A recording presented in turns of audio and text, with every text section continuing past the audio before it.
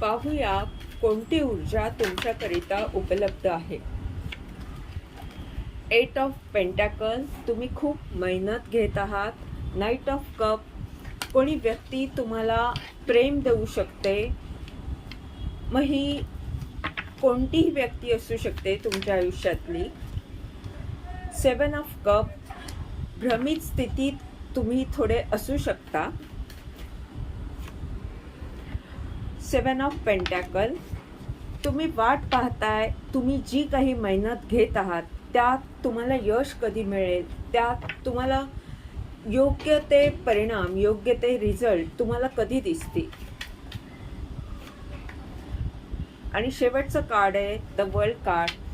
तुमचा आत्मविश्वास वाढत आहे, तुम्ही पुढे जात आहात, तुमची प्रगती होत आहे.